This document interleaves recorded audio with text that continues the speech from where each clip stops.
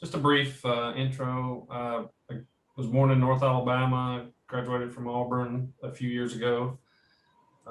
Did 22 years in the Air Force, retired back to north of Auburn. We're building a little farm up in the south end of Chambers County. I work over in the College of Ag.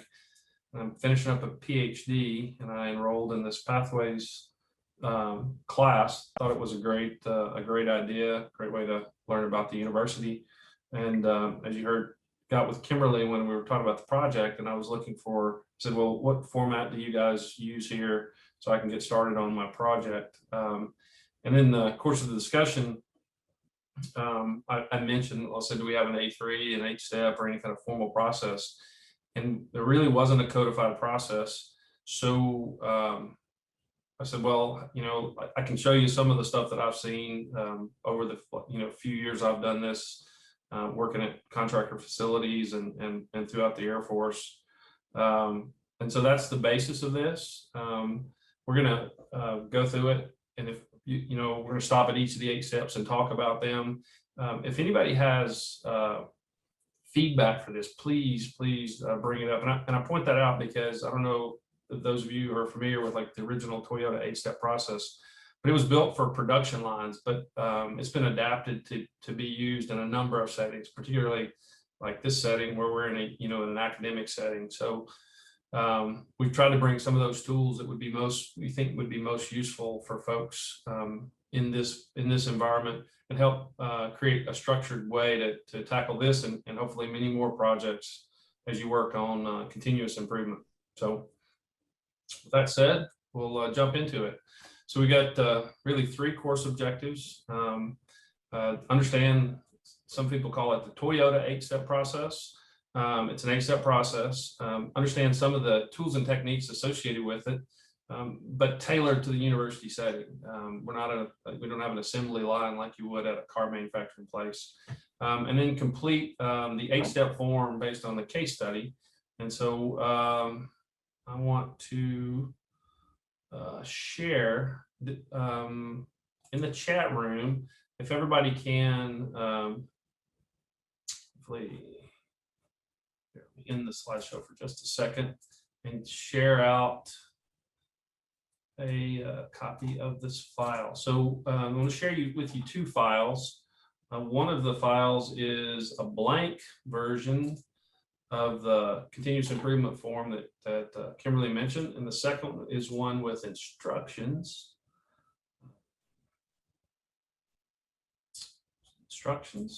There we go. And if you guys want to just print one of those things off and then follow along, make notes, jot in it. But this is really the basis of this process. It provides a structure to the process. Is everybody able to see that file? Just we're going to use the reaction thing. If anybody didn't see it, raise your hand. But if you did, so it's in the chat window. Has everybody been able to get it and download it? Anybody can't get it, download it.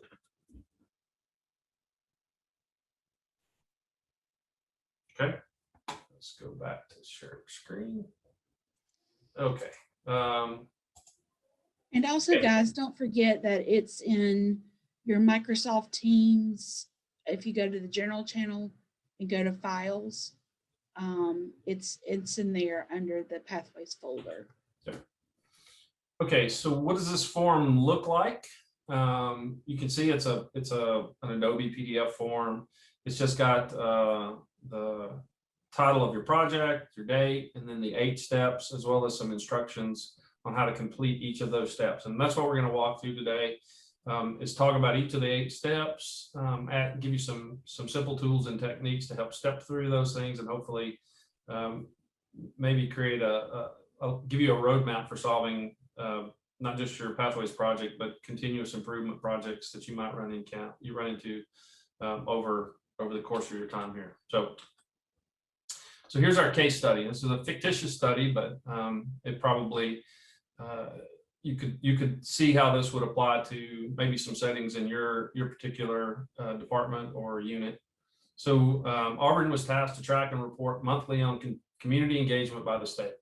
Over the last 2 years, the state audited the report and they found numerous errors. It resulted in we had to basically go back and redo the report, incorporating the corrections into the annual report. And we have to do this based off monthly data, and the reports can't be public. The errors have to be corrected. So that's the problem that we're facing right now for our case study. So all of the discussion points will be based around this data set. So to the first step, let's define the problem. So the whole purpose of, of fixing something is you want to make sure that you're actually fixing the right thing. And so there's a method for helping you walk through and understand what really is the problem here. And you want to make sure that you can state the problem succinctly, and that you're fixing the right problem. So here's one of the first tools in the toolbox. It's called the 5W1H method. And the way this works is you essentially take the problem and you break it down into what, when, where, who, why, and how. And each of these steps, well, if you ask these questions and you get to a succinct one-line answer, it really goes a long ways toward helping you get a problem that you can solve. If you don't define the problem, it's pretty hard to solve it. So the way this would work is what? So we all have the case study there. Errors in the monthly university community engagement report, right? Everybody, that's the problem we're facing in this simulated case. So as a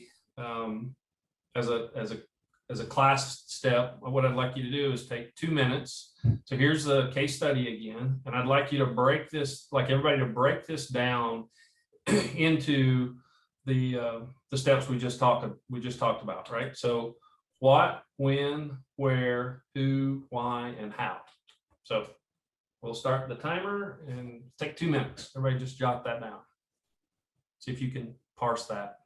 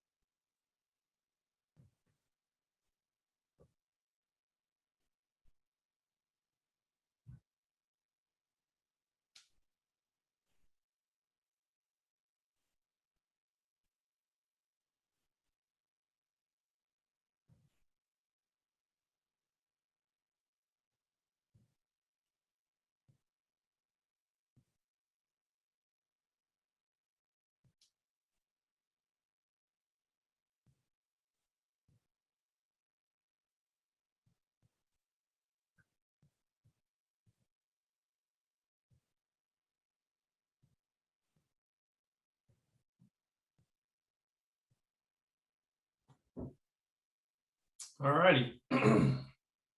So let's walk through this together and see if we kind of came up with the same answer. The what? So what thing or event caused you, to identify this was a problem? It's errors in the monthly university community engagement report that roll up to the annual report. When does this problem occur? And in this case, it's during the collection, analysis, and reporting of this report. That's when, somewhere in that process is when it's occurring. Where are we actually seeing it? Well, it's manifesting itself in the audits. The audits, it's not really what's causing the problem. It's somewhere in that previous chain. So who's it involved?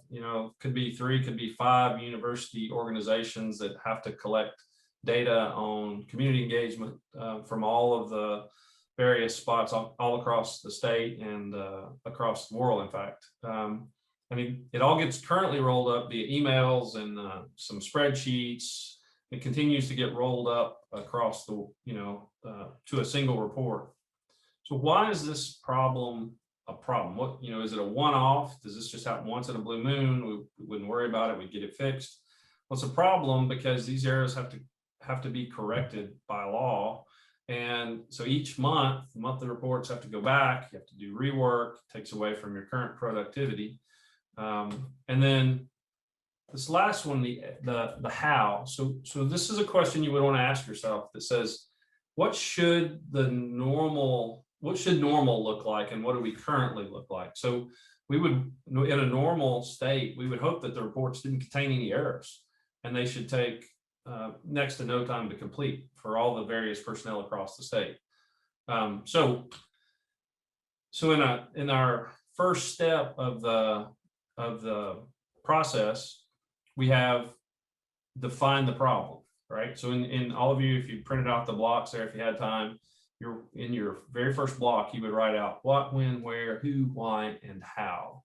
That would scope your problem, and that's generally done with yourself if you're doing it in a small office problem, or if you can do this at scale if it's across multiple agencies, as is the case here.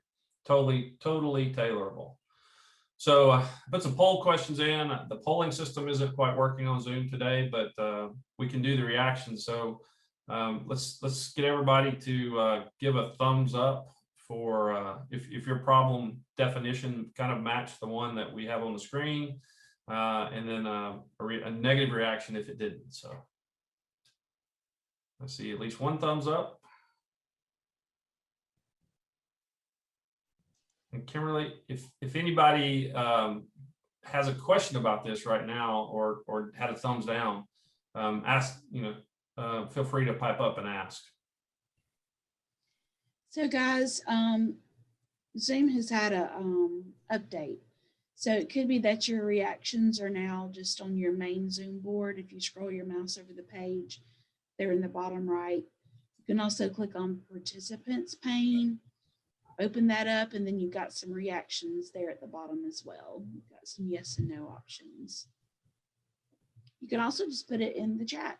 We're good with any of that. So Robert, ask your question one more time, and let's see if we can get 100% participation.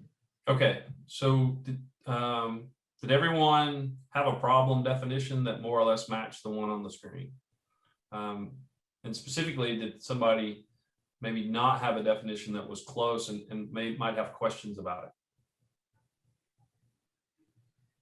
It's kind of like building building your house. You got to start on a solid foundation. So we got to have the problem. We really have to nail down the problem before we start fixing things. Quite often we probably all seen this, where we're fixing something, we really don't know what's broken. Okay, so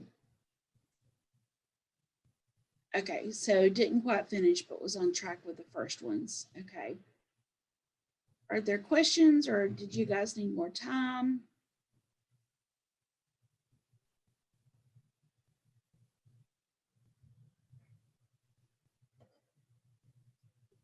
You see, I don't see any questions popping up. Do you, Kimberly?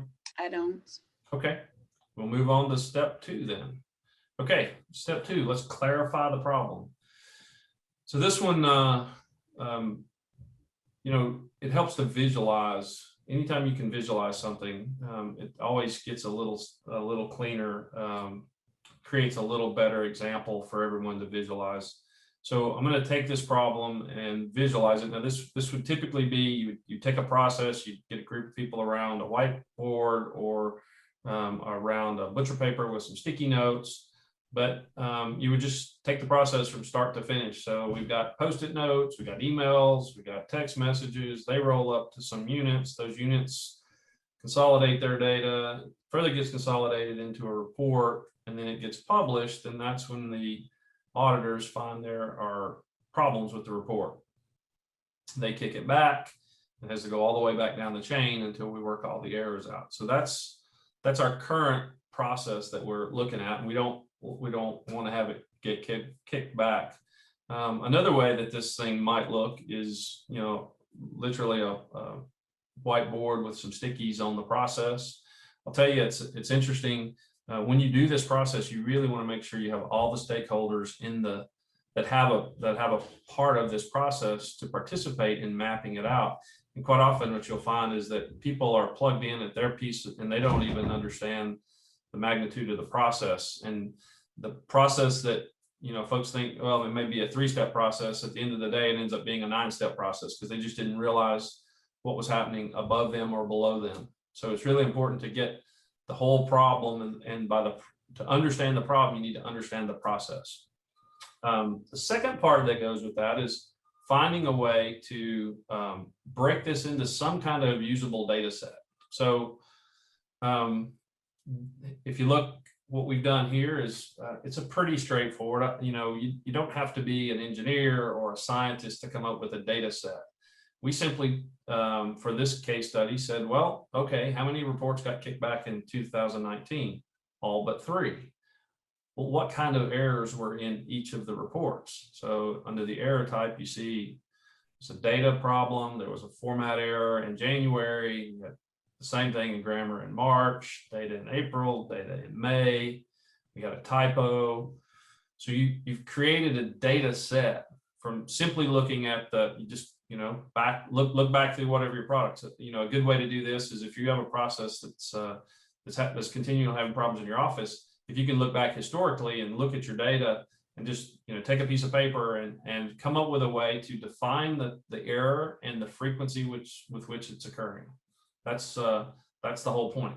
Now we've got the problem, we've clarified it, we've got some data to work with. So what that looks like. So I've got another poll question. Does everybody understand how you can do a simple an effort like that to collect frequency in the type of data? Does that make sense to everyone? Thumbs up, probably. Or does anybody have a question on how we came up with how you might come up with answering data or collecting data on the frequency and the occurrence? I'm not seeing any questions. You see any, Kimberly, in chat? Any questions? No, but I appreciate Morgan and Courtney engaging. Thanks, guys. Okay, I can't see the chat. I'm not seeing it on my screen. So it depends on the data, is what someone just typed in. Okay. I think it depends on the data.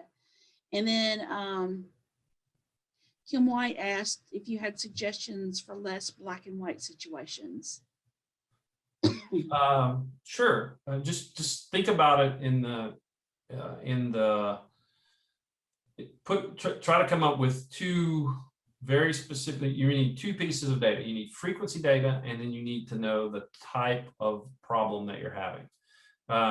If you want to toss it out there, we can look at an example or to explain frequency. If you notice that, so I have 12 reports in 2019. So I'm able to determine from the reports how many of those reports were good reports and how many of the reports were bad. So that's my frequency. And then if they're bad, I've got enough data. I'm identifying why they're bad. So it was bad because there was a problem inside the data, or it was bad because there was a formatting error.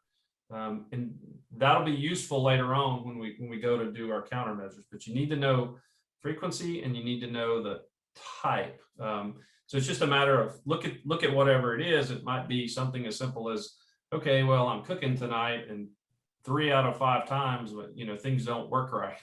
And you're like, well, what's going on here? Well, you're cooking and all of it's occurring when I'm cooking on the stovetop, not when I'm cooking in the oven, and everything burns. Well, now you've got enough data, 3 out of 5 times. Where's it occurring? It's occurring on my stovetop. Let's pay attention to the stovetop. Oh, you know what? I've got a malfunction in my stove, and it's with the top elements, and it's overheating or it's underheating.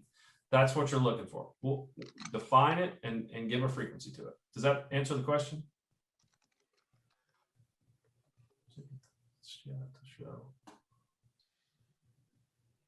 Kim White said thanks, but okay, you're getting generally the same type of questions. Is what if your problem is more qualitative than quantitative? So yes. I think that helped a lot. Thanks. Okay.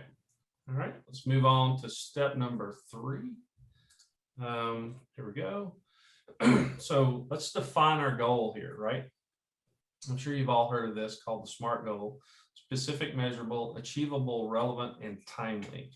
And so this is what we want the end state to look like when we're finished. So I've got a little video. They do a better job of explaining this than me. So we will play. Welcome back. So we've learned that it's important to keep working through your frustrations by using the right learning strategies. The more you work through your frustration, the more your brain grows, right? But it can be difficult to work through that frustration without a clear direction. That's why it's important to make SMART goals. It's an acronym, goes like this: specific, measurable, actionable, realistic, timely. Because look, you can wish all you want and say, one day I'm going to go to the moon, and you can want that like your life depended on it. But a wish is not a goal. An example of a moon plan that consists of SMART goals would go something like this. In 20 years, I will have studied enough physics and chemistry, flown jet planes in the Air Force, worked out 4 times a week, and gotten a job as an astronaut for NASA. And this will enable me to fly a spacecraft to the moon and put my feet on it for science reasons. Specific, put your feet on the moon. Measurable, are your feet touching the surface of the moon? Actionable, it is actionable, that is to say doable, to study physics and chemistry, enlist in the Air Force, and go to the gym. Realistic, it's hard, but it's not impossible to become an astronaut. Timely, here's where more realism kicks in. You won't be able to go to the moon as an astronaut overnight. 20 years seems a little more reasonable. But let's take this back to a more sensible time scale and look at our friend Thinky Pinky. Hey buddy, TP here is interested in pull-ups, wants to be able to lift their entire mass with just the arms, this one. But pull-ups are hard. So let's take a look at Thinky Pinky's reflection journal. Quote, I want to be able to do 2 consecutive pull-ups by the end of the year by practicing pull-ups at the gym 3 times per week. Why is this a SMART goal? S is for specific. TP wants to work on pull-ups, and they're not interested in biking or weight training. There's one skill that Thinky Pinky wants to work on, and that's pull-ups. M is for measurable. What's the metric for TP's success? 2 in a row. 2 pull-ups, 1 right after the other. You've either done it or you haven't. Measurable. A is for actionable. Can it be broken down into individual tasks? Yeah. Going to the gym 3 times a week to practice feels very actionable indeed. R is for realistic. TP's not training to lift a car, just some pull-ups. T is for timely. There's a time limit on this. Thinky Pinky wants to do this in a year's time. Altogether, that's a SMART goal you got there, TP. With the power of persistence, SMART goals, and the right kind of help, you can do anything you set your mind to. You can learn anything. Happy goal setting. All righty. I did a better job of explaining that than I could have. And so let's break our goals out for this project. We'll just take a quick 2 minutes and see if you could come up with a SMART goals for our case study, now that we've defined it. While we're doing that, Robert, we asked someone asked, is it fair to say that you may need to experiment to come up with the data set? Yes, absolutely. And collecting data is not easy. I don't want anyone to think that it is. It's many times it's the key to success, though. So you have to think about things creatively, and use measurements that might not always be a direct measurement, but it might be a heuristic for what you're looking for. By heuristic, I mean it gives you a feeling for your ability to measure what's going on, but it doesn't measure the end state exactly. So it's kind of like miles per gallon in your car helps you figure out your range to your destination. It could vary because you're driving aggressively, or it could get really good because you're driving with a light foot. But it's one of the ways to help you know, well, look, I'm spending too much on gas on a monthly basis. Let me look at my gallons per mile, and maybe I need to trade cars and get something that gets a little more efficient gas. Does that help? Try to see the chat.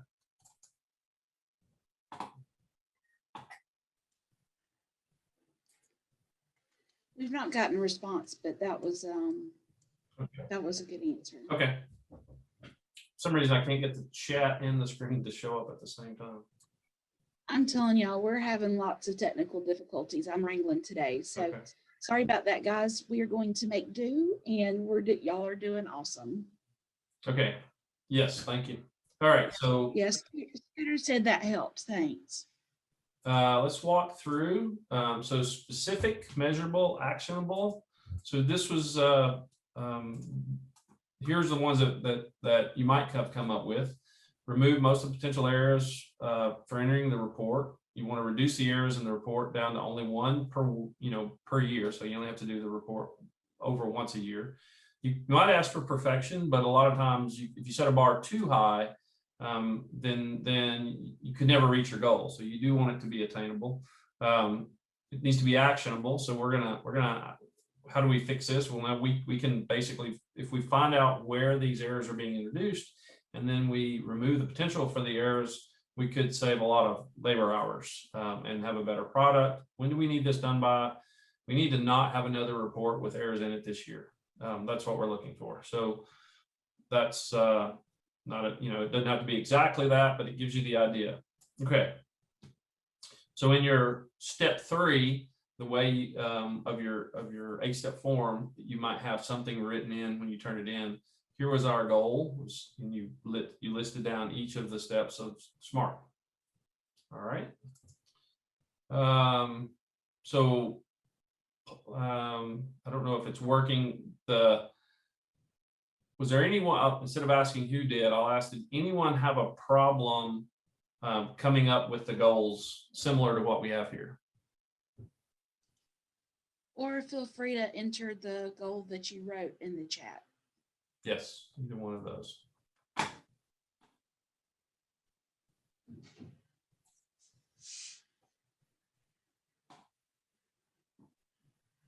Again, cannot see the chat. Okay. You'll just have to read it to me, Kimberly. I give. That's what I'm here to do.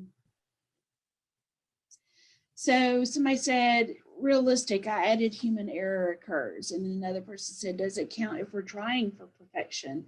Is that realistic? Perfection, I think, is certainly, certainly there are people who attain perfection every day. And that's great to set that goal, but there's certainly something to be said for achieving your goal. So if you always miss it by just a little bit, you would, and had you set it at 98% like we did in this example, you could say, look, I got my goal. It was 98%. And then the next time you face the challenge, you're going to be more motivated. So if I met my goal last time, I can do it again this time.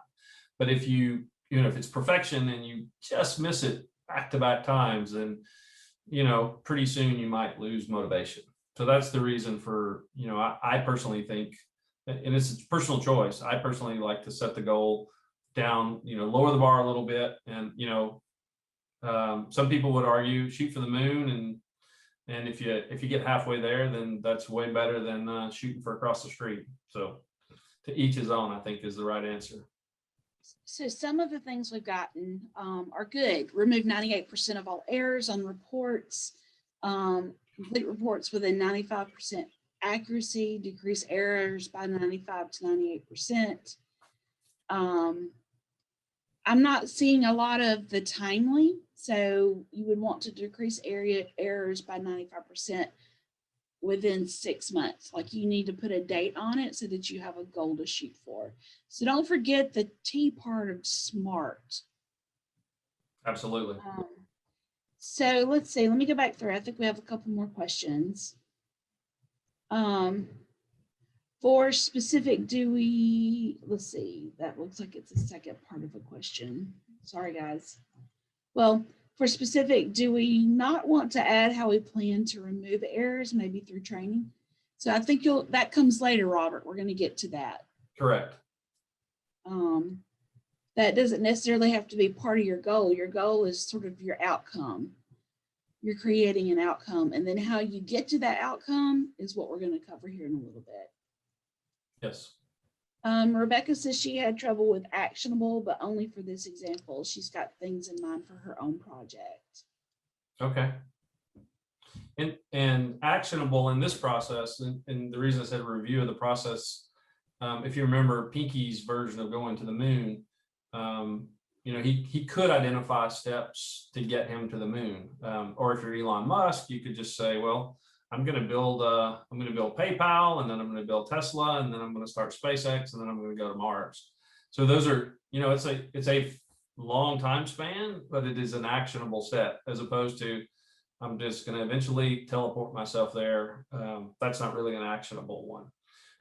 So that step is that, you know, is your goal an actionable goal? You know, if my goal is to, you know, maybe blink and be on Mars, that's not really an actionable way to get that goal. So, okay. Any more before we move on, Kimberly? Well, I liked Liz's question, which is I think a good solution too. She said, could you set smaller goals to for example, decrease by 50% in 4 months and step it up to reach 98% accurate by 12 months out? Oh, absolutely. In fact, that is the core of continuous improvement. So in the continuous improvement class that Bill gave, if you recall, you know, there's an evaluate phase. Now we're just looking really at the first pass.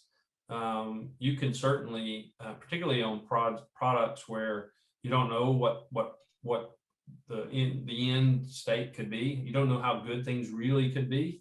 Rerunning this loop over and over and over again, each time ratcheting up the goal, is how a lot of great breakthroughs have been, you know, across history have been made.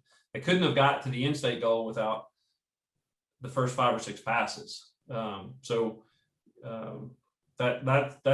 certainly a great way to look at it. All right, I think you're good. You can continue. Okay. Step 4. Now this gets a little this one gets a little meatier, but everybody can trust me, you can do this. It's not that complicated. So root cause analysis, and what we want to find out is what's really causing our problem here. So remember the data that we collected. This is where this data, you can't really do good root cause analysis if you don't have a data set to work on. Otherwise, and I've seen it in previous projects that I've done this with groups, folks will walk into that initial meeting and they know exactly what the problem is. If only folks would just listen to them and do it the way they said, we wouldn't have any problems. And I can't tell you, you know, the first 3 steps, how difficult it is to get people to finally just sit down. I get it. I know you know the answer, and we're probably going to come up with a solution that you have, but let's just humor us and do the process. And at the end of the process, they're like, oh my, I thought the problem was grammar all along. They just, until you have the data and you get everyone to put their information in so you have a comprehensive data set, you can't really move ahead with root cause analysis and much less get a viable solution. So there's a great way, it's called the Pareto method. Again, I've got a good little video here for that. So here we go. So in 1906, Italian economist Vilfredo Pareto found that 80% of the land in Italy was owned by 20% of the population. Now, this 80-20 distribution became quite famous for occurring over and over again in many scenarios. For example, about 20% of the world's population control about 80% of the world's income. You wear about 20% of the clothes in your wardrobe about 80% of the time. About 20% of a business's customers account for 80% of their complaints. This is known as the Pareto principle, or the 80-20 rule. Now, as a note, this shouldn't be taken as some sort of universal law that occurs in all situations. Exceptions can be made, and one should always be critical. With that being said, it's an extremely effective tool to analyze your own life and be more productive. Let's look at an example. Imagine you have a daily to-do list with 10 things to do every day. Using the Pareto principle, you want to figure out what are the 2 most important things that will give you the majority of your results. And once you figure this out, you want to spend 80% of your effort on these 2 things and the rest on the remaining 8 things to do. This means that even if you don't manage to complete most of the things you wanted to do, you at least get the important things out of the way. The concept is very simple, but the ways you can apply it are endless. The point here isn't the numbers, but rather to simplify your life and focus on what truly matters. You know someone who needs to improve their productivity? Share this with them and give us some love by hitting that like button. And if you want to see more, just subscribe. Okay, so we're going to do a little Pareto analysis on this data set that we have now. Everybody doesn't have the data set, but so what we did was we counted up the errors that were from our little table earlier.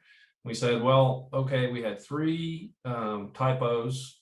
We had 1 analysis problem. We had 2 grammar errors, 2 format, and then we had incorrect data 31 times. So it's simply a count of those errors across 1 year's worth of monthly collections. You say, well, okay, so now what do I do with it? How do I go about setting it up? This is where people get a little scared, but there are calculators on the web. You can do this. You can even probably just look at the graph and tell where this is going to land.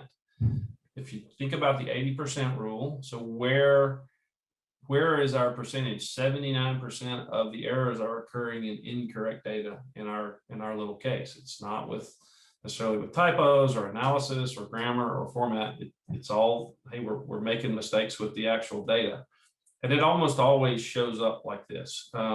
There's all kinds of examples you can go read if you ever want to look at literature on 8 steps or lean process, where when you quantify the data, it jumps out at you as to where the real problem is. Now, this is going to help us, because now, out of all the possible, out of each of these, how do you fix typos is a little different than grammar, is different than formatting, is different than analysis. So this really helps us start to zero in on what we need to fix. So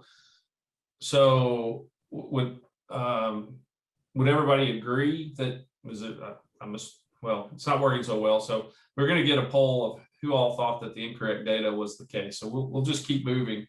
Okay, so now we know that it's incorrect data, but why is it incorrect data? Now there's a couple of tools that are out there. One of the easiest ones is the 5 whys method. And 5 is one of these numbers that it's not an absolute, but it usually for some reason works out. And it's simply a method where you ask the question over and over until you finally get down away from the symptom into the root cause. So here we go.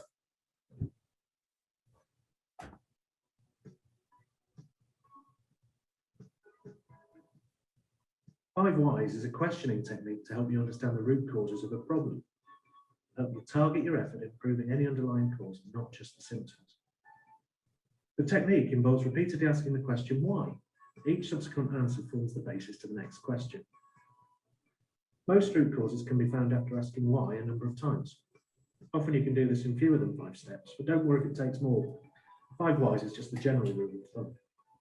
Let's look at an example to demonstrate how a 5 whys process might look. Make sure before you start to define the problem that you want to understand. Our example will look at the problem of a study not recruiting to time and target.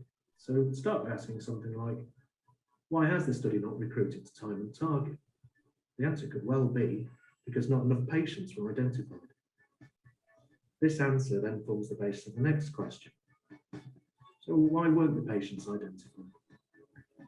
An answer to this could be because invite letters hadn't actually been sent to ask patients to be involved in the study. We would then carry on using the answer to ask the next question until we have identified the root cause. So why weren't the invite letters sent? An answer to this could be because of a backlog of work in the department. We would then ask, why is there a backlog of work in the department? An answer to this could be that the member of staff who sends the letters is absent and work hasn't yet been reallocated to other staff. We would finally ask, why has the work not been allocated to other staff? An answer to this could be that there's no process to reallocate work when somebody is absent. So we've now identified that the root cause is due to a lack of processes which ensure that work is reallocated when somebody is absent. You can now review the processes to ensure this is addressed and resolved in the future. As demonstrated in our example, the endpoint in a 5 whys approach should point towards a process that doesn't work or isn't in place. Whereas people will sometimes make mistakes, the underlying cause to an issue is more often than not the process rather than the person. Therefore, human error or lack of time should never be the conclusion that you reach as part of the 5 whys session. To help with the approach, you can always rephrase the why question to why did the process fail? There are several limitations to 5 whys, and these should be considered when deciding if this is the most appropriate tool to use. 5 whys should generally be used as part of a variety of tools to help determine the root cause. Some of the weaknesses include it's not repeatable, and different teams may reach a different conclusion on the root cause. It's not data-driven. Intentional and unintentional bias can influence the outcome. It has a limited application and it doesn't work well with multiple causes or complicated problems. Further information about 5 whys can be found in the following places. Okay. So here's the 5 whys up on the screen. So, hypothetically, let's walk through what that would look like in our case. So the report's not accurate. Why? The data is what I should say, to be specific. The data in the report's not accurate. Why is it not? Well, the source data is inaccurate. Well, why is the source data inaccurate? Well, it comes from hundreds of sources across the state and the collection is not standardized. Well, why is it not standardized? Well, there are multiple data collection methods to collect the data. Why are there multiple data collections? There's no standard process for the data collection. Why is there no standard process for data collection? Because there are multiple types of engagements agencies involved. So as you can see, you just like before, in the video, we've worked our way down away from a person. These things almost are never an issue of people. They'll work their way eventually down to a process. And when you get to that point, you're like, oh, now I'm starting to get to the root cause. So for this one, there's no the root cause we've drilled into is with the 5 whys. There's no standard process for collecting the data. So that's what this might look like. So step 4 of your form might look like we polled all the participants, all the stakeholders in the process. We did an error count. We did an 80-20. We did a 5 why, and we came away that the root of our problem is no standard process for data collection across all these agencies and all these locations that have to roll up into one report. All right, let me pause there. Questions? Do those two techniques look a little complicated, but they're really user friendly at the end of the day. Is it possible to get a copy of the recorded class so we can go back through step by step with our project? I think mine might need a little more details to find after this. Yeah, absolutely. So what we can do is we're going to turn this into an online class. I was hoping sooner rather than later, but Mariah and I have been handed a new project. That's a priority. But until then, what we can do is we can make this available and we'll put it in Teams under the general channel and files under the Pathways project. So I'll do an announcement when we get that done. Because, in talking with you guys about your projects, you've probably heard Mariah and I both say, do you have some data to back up some of the issues that you're having? So I like that you're thinking details in that you're making larger considerations, but at the same time, you're drilling down a little bit different or deeper as well. Yes, so Pamela asks, is the expectation that we have this improvement form submitted with our final project? Yes, this will be something that you'll want to turn into us, even if you don't use the exact form, because we know it doesn't have a lot of space. If you wanted to do the 8 steps just in a Word document with things listed underneath it, you could do that as well. But this is sort of us, if this were a math class, this is us wanting to see your work, so to speak. And if anybody's got, I'm in the Teams meeting taking this as well. So if folks have questions, by all means, shoot me a chat and I'll be glad to help if I can. I've done quite a few of these in my previous career in the military. And after they seem a little complicated, but once you get used to it, it's like any set of tools. Once you've used them a couple of times, you're like, wow, these things are really pretty powerful. And it makes the process go pretty easy. Okay, any other questions?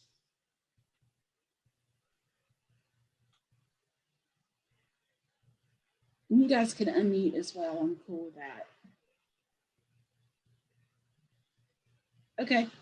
All right, we're on to step 4, develop countermeasures.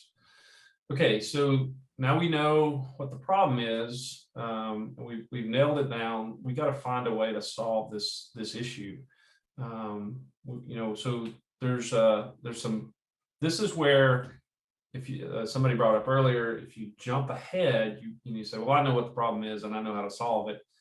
I can trust. I've been in probably 10 of these things that were really large projects with multi-organizational, and there's always something hiding out there that nobody saw. And it came up in these countermeasures discussions as the most simple, elegant way to solve the solution. You've heard the KISS principle. Anytime you can solve something in a simple, elegant way, it's always better. It's not always obvious what the simple, elegant way is, but it's like, you can't really get any better than a coffee cup. You can certainly make it more complicated and you can drink the coffee, but a coffee cup's a pretty, or the new metal cups are pretty elegant ways to do that. And that's what you're after here. So you don't want to discount anyone's suggestion during this phase. So how do we develop the countermeasures? There's two parts. There's a brainstorming part. So that's unencumbered by what it costs or the potential impacts. And then later as a group or as a team, you will go then rank those and pick the based on the ranking, pick which one you're going to tackle first. Okay, and that essentially becomes your first round of countermeasures. So let's look at what this brainstorming session might look like. Okay. Today, we have a really interesting topic. The local zoo, the visitors are down 20%. So how might we boost the number of visitors to the zoo? This is a serious problem for them. They want to stay open. They need more funding, all this kind of good stuff. So let's spend a few moments now first and get a few ideas down.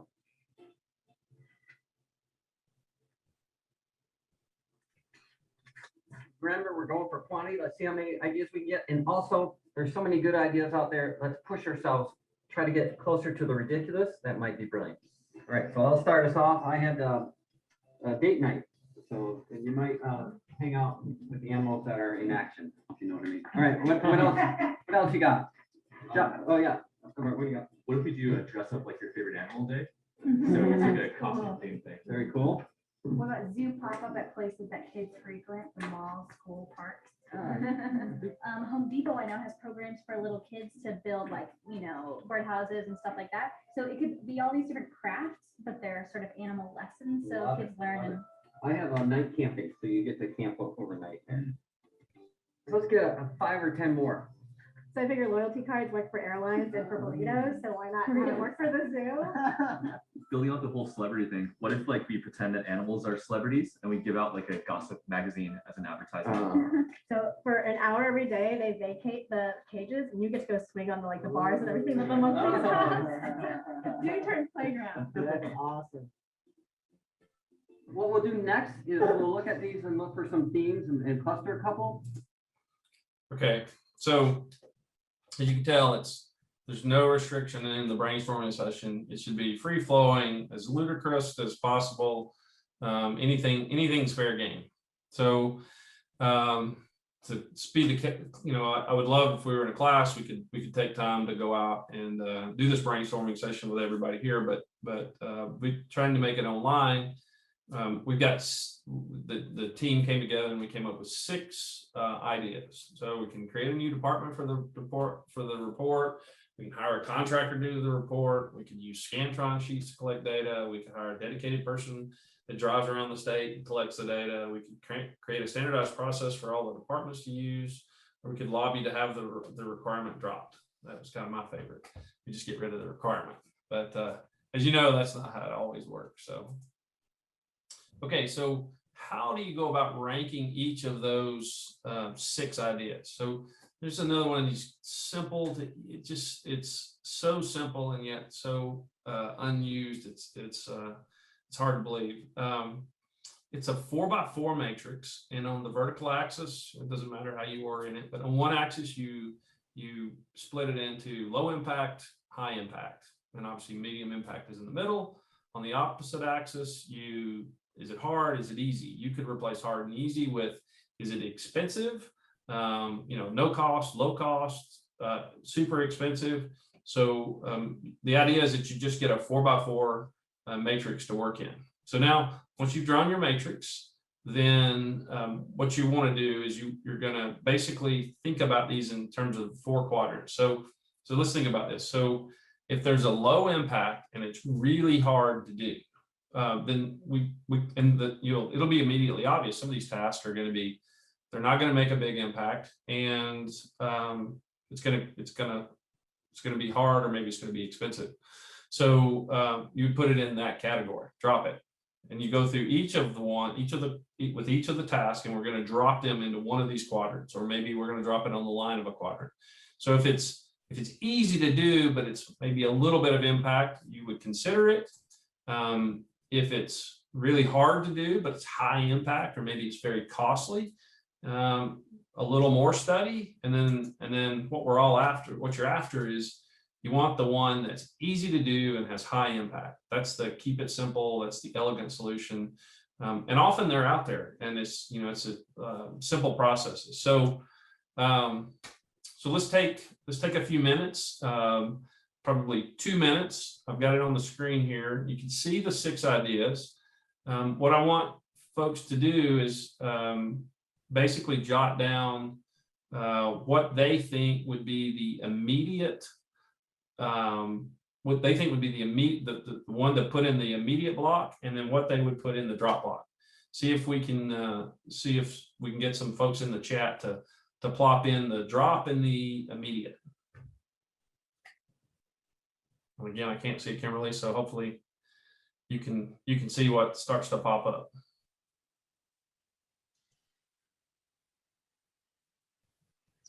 So we have immediate Scantron sheets, drop lobbying, keep the Scantrons, create a standardized process for all departments would be immediate.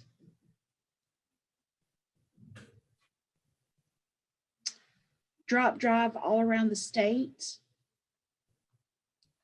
Immediate standardized process. Most people are agreeing on that. Plan, create a standard process for all departments. Lobby to drop the report needs to be in red. Drop, create new department. Drop the new department, consider hire dedicated person. Immediate would be the standardized process, and then drop lobby to have a report dropped. Okay. So you're getting some very similar answers across So I think the board. most people would come up with something that kind of looks like this, given those lists. The Scantron, like you said, was easy, but will it fix the problem? I mean, it certainly would work on campus, but are you going to be able to get it down to Mobile or over to Italy? Might be a little more difficult. Create a new department for the report. That'd be awesome, because then we wouldn't have to worry about it, but it's costly. Maybe they'll consider it down the way. But if you look at this, one clear one sets out there is create a standardized process for all the departments. So that's our immediate. So we're going to select that in the first round. Somebody mentioned earlier, would you do potentially multiple rounds? Yeah, and a great way to go back and look at what you might tackle in the second round is, were there some other ideas that were on the board that were maybe in the consider block, like create a department, a new department for the report, or things that were in those other ideas but typically you want to try to go after anything in the immediate, and there may be 2 or 3 things in the immediate, but if they're easy, they don't cost that much, and they have high impact, now you're on the right track. So in the chat, we had one person say they would hire a contractor and consider, since they could set it up and then run it for you. But I wonder if that would create some budget constraints, potentially. Absolutely. And so, it might be, that's when there's always going to be champions for these processes. And as a team, you want to come up with a solution for the countermeasures. and we're going to talk about this, when you get the countermeasures, you want to make a recommendation. You can't, in most cases, just go out and execute a countermeasure. When you get to this point in the step, you want to go back to the champion and you want to say, here's all the analysis we've done so far. And this is what we've come up with, and this is what it will cost to fix this problem.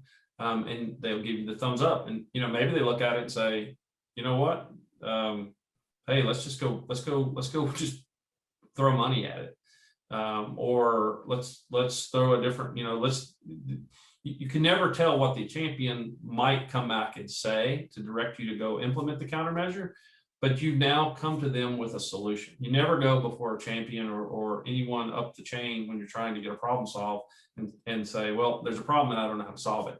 You want to give them options and suites on the table. So, and I would add that this developed countermeasures goes hand in hand with that conversation that you have to have with your supervisor, because you are affecting potential processes for your department. So yes, you're going to talk to them about needing to do this project, but before you implement anything, you would need to say, okay, after brainstorming and doing all of these different things, this is my suggestion for what we do to fix this problem, is what the step 5 is. absolutely. So the group, in looking at it, they said, we need to standardize it. Somebody in the group said, hey, you know, the university's got a subscription to Smart Sheets. We could buy it for little to nothing for the, if you consider the cost distributed across the campus. It has the ability for an online form. And so we could just have all the data collected via a single form that automatically populates the monthly report. And so we would eliminate the chance of any errors by going this route. So not done yet though, because you got to get it approved. And then you've got to build a plan to execute and implement this. So here's a picture of the Smart Sheets. We use that. There's other programs out there that you could use. This is one of the better ones because it was online data. So that allows anyone in the state that has access to a phone to load in their information. You can program in the analysis because you're using Excel to write your reports, and then the report is standardized. So now how do we implement this? So this is this execute a plan. So it's a real step, and again, they're very simple, but they're hard to do because you just have to stay on it. And the hard part about any of these projects you get through, you get all this excitement, but then somebody's got to actually do the work. So whoever is in who's running the in this case, it's going to be you guys doing a project. This is where this is where it's going to make or break you. Are you going to actually execute the plan? You got 2 days, everybody's excited. We've got a plan. We know where we're going to fix it. Now we've got to go do the kind of the drudgery to get it done. So how do you keep track of where you are? Just a little 4x column. You can do it in Excel. You can do it in however you want to, but you just list out the action, the due date, the assign, and the status complete. And you should not leave this to a group. This particular entity should not be left to the group as a whole to do. You need to appoint somebody amongst the group, and whoever draws the short straw is probably how it should work out, to follow up with everybody, because everybody's so busy, so distracted. They might not get to the purchase the software, as you see there. So you got to constantly follow up to get to the end state. So that's what step 6 would look like inside your 8-step form. You would you basically layer in all the steps, and you're going to continue to stay in the execute action plan until you get down to the point where you can evaluate your results. Okay, so this is step 7. So as you can see in step 7, we're just using the same data collection method that we used before, right? Was the report kickback. So now we've implemented Smart Sheets in January 2020. January's report was good. February's report was good. March's report was good. We had a hiccup in April. May, June, and July were on track. So you would want to go back and look at what caused that hiccup. But it appears as though from a trending standpoint that you actually are heading towards your goal. Now, back to, if you recall, when we talked about a timeline on the SMART goal, we picked an annual. We want to be ready at the end of the year to have a report that's not kicked back. And to do that, we know that the monthly reports don't need to be kicked back. So you might have a shorter time frame. That's how you want to look at this, evaluating the results is based on your time frame. Okay. So what should you also see? You should also see that, we've completed all the steps in the action. And then you have a couple of follow-up meetings to make sure that you're on track and you're actually meeting your goals. What happens if, say, your process improvement didn't fix the problem? So it's not the end of the world. It may have made a 20% improvement as opposed to the 50% that you were trying to get. Well, you circle back and you say, well, where did we maybe miss the mark on one of these steps? You just circle back and you start over again at the process. And it may be as simple as we didn't pick the right countermeasure, or the countermeasure wasn't as effective as we thought it would be. Let's try the other countermeasure. Once you've exhausted the countermeasures, maybe the issue was I didn't really understand the problem as thoroughly as I thought. We need to circle back around. But it's a continuous improvement process until you get the results that you're looking for. Okay, so in our case, the hiccup we had in April turned out to be that it was a minor hiccup. We actually solved the problem. As you can see, we met our goal. We had 11 out of 12 monthly reports, and so life is good.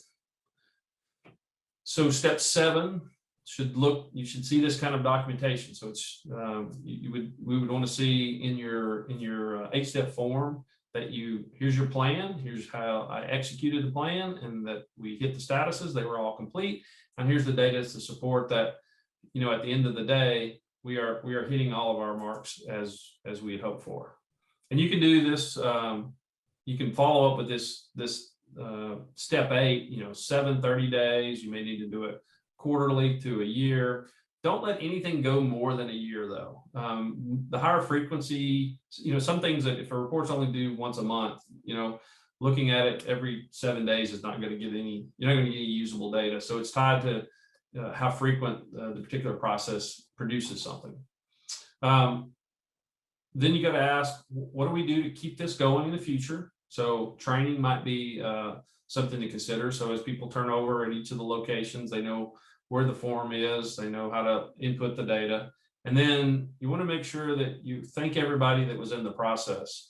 In some organizations, they'll actually give, there was an idea program, and you could get money back if you saved the university, or you could the previous life. But if you saved $100,000, you could get a chunk of that money back.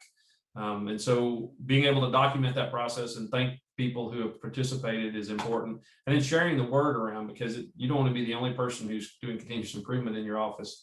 You'd like to get everyone to get on the bandwagon. So how do you document that? Time savings, efficiency, productivity, cost savings. Any of these are great ways to document how you were able to improve the situation. So in this last block, you just want to record that. And then, if you look 2020, you can see we recorded 2020, you could carry this out to 2021.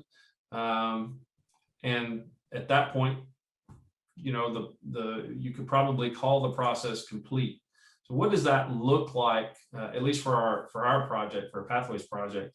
You can see this is a completed Pathways project form for the case that we did today. I'll tell you just a couple of things as I went through today to turn this in. I did notice typically these are done on A3 format paper. So you've got legal, you've got regular paper, then you got legal paper, and you got A3 paper. A3 is a great size. It fits nicely because you can you get a little more text on there, and it's poster size. You can put it up. So I think we'll make this available to everyone in the chat. It's on A3. That's why there's the ability to have a little more text put in there. But this, I believe, is at some point going to be one of the documents you turn in to close out your Pathways project. Is that right, Kimberly? Yeah, this is part of it.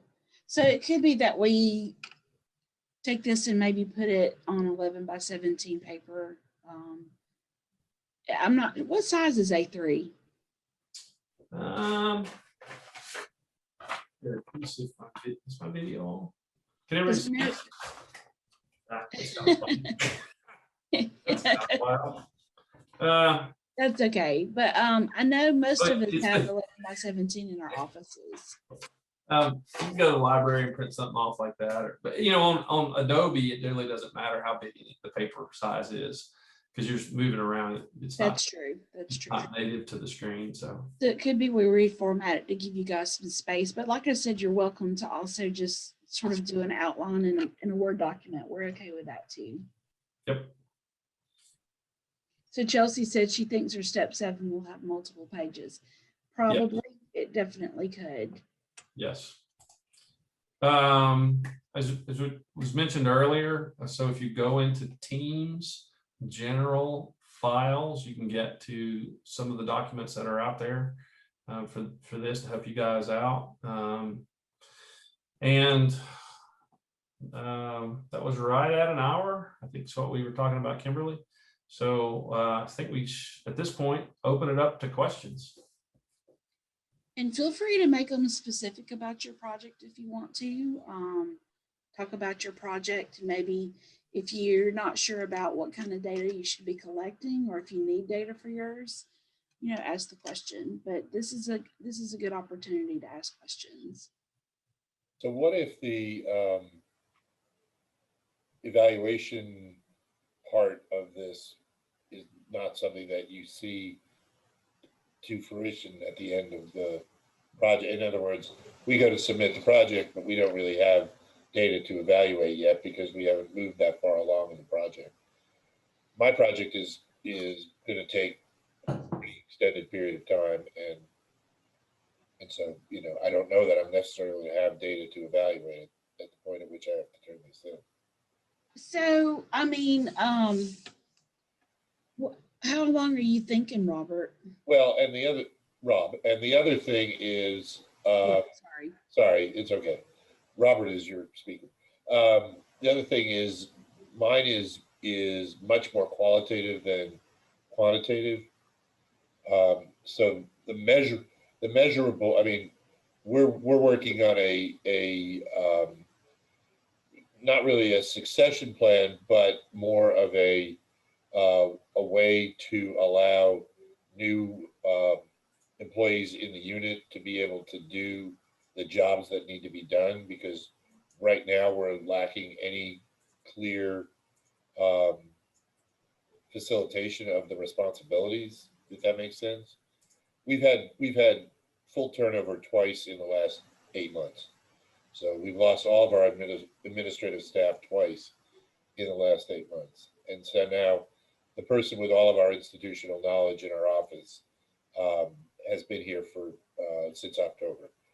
So we're basically having to build the plane while the wings are on it. You know what I'm saying? While we're in flight.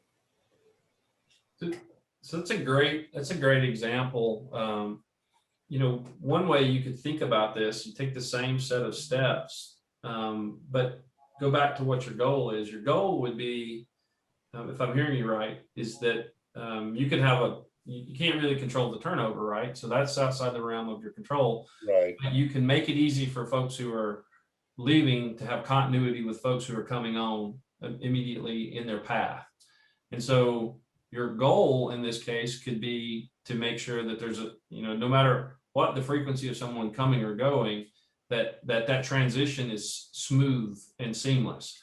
And you would measure it by, you could measure it simply, as the number of times that somebody has to be contacted, or the number of programs that aren't seamless. So one of the things that this is a throwback to the days in the military, but every time because we moved all the time, you had to leave. It was an expectation that you would leave a continuity book, and that you would leave a training program, and that you would, you were always planning for your next successor to walk into the office, and you wanted to be able to walk in the office in 2 weeks pick up the books, not know anything, and go from nothing to something. You can measure that by simply watching the next transit. You could say, okay, the next person that transitioned, did the person that came in the office have to start at zero and recreate everything from scratch, or were they able to basically walk in, pick up the books, find what they needed, and get the job done? Right. That goal then would then drive the rest of the process. Does that make sense? Sure, but but at the same time, so we're in the process of hiring someone. So sort of one of the goals right now is to get this documentation together in time for a new hire to come along, but that may not happen before this is due, if that makes sense. So, you guys have plenty of time to finish this up. We would like to see, even if the project's not complete, we would like to see some sort of, not necessarily some sort of completion, but some sort of, at least a first round of completion before of some type, if that makes sense. Because I can't judge success of a project without seeing what plan has been put in place and what has worked and what hasn't in different ways. If that's making sense, what I'm saying there. And if we look at Supervisor Pathways as say my project, it won't ever be over. This project's here forever, or at least as long as I'm here. So I will always, as a matter of fact, that's where Mariah and I will be tomorrow. We're doing a strategic offsite to make adjustments for the 2021 year. So because of things that didn't work this year. But even with all of that, even though it's not even complete, we still know what's working and what isn't. And I think that's something you could report on. Sounds good, thank you. So we have a lot going on in the chat. So let me pull some of those things up. All right, Robert, what's a reasonable timeline for data analysis and countermeasure analysis?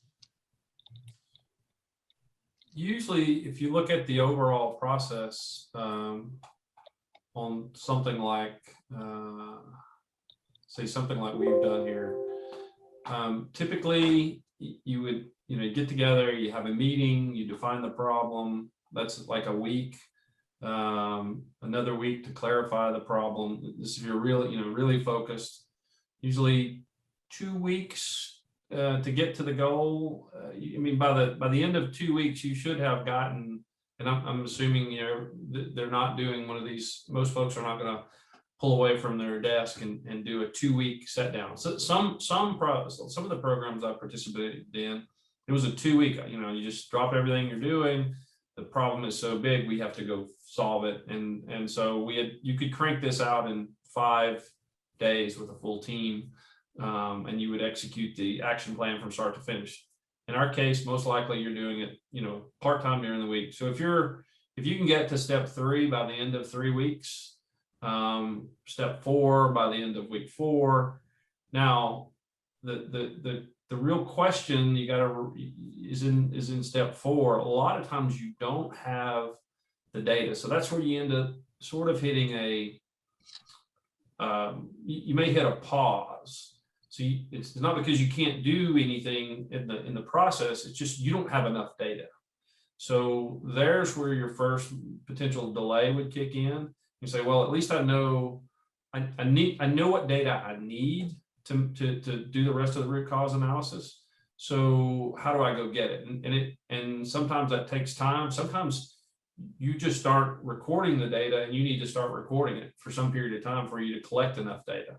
So that is a real, between step 4 and step 5, it could be, if you've got good records, it could be a day or so.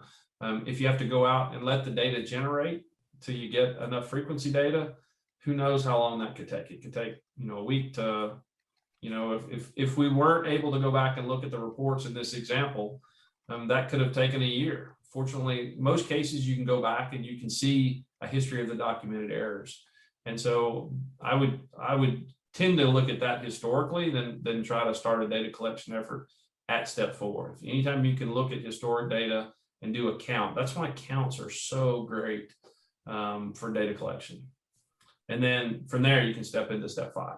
Does that help? Did I answer the question? Scooter, did that answer your question? It does. My understanding of what you just said is your timeline is going to be dependent on what the problem is and what the data to either prove or disprove that problem is, and whether or not you have it on hand already, right? That is correct. Okay. You can pretty much crank as fast or as slow up to step 4 as you want, but then collecting that data at step 4, don't make yourself an unrealistic timeline that I'm going to get done and I'm going to be done in 8 weeks. If you don't definitively have the data, that's usually where things will run off the track, because you may, if you can reach back to historic data, then that's awesome. You can press ahead. But a lot of times you just know there's a problem and you never really collected, like you'll have frequency, but you won't know why, so you need to be able to collect what type of problem is tied to the event itself, not just, a bunch of, I look back at my chat message today was another, but I don't know what caused that, I don't know what caused it. So you need to collect the frequency, how many times did that happen, and what was it that really caused that gripe of an event. That's really, really valuable advice, because I think all of you see the problem, but there's no number attached to it. There, with Supervisor Pathways, we've got data because we did forums and we did surveys and things. But before we did the forums and surveys and things, we would just keep hearing from people all over campus, my supervisor's terrible. What are you going to do about it? Well, we knew there was a problem.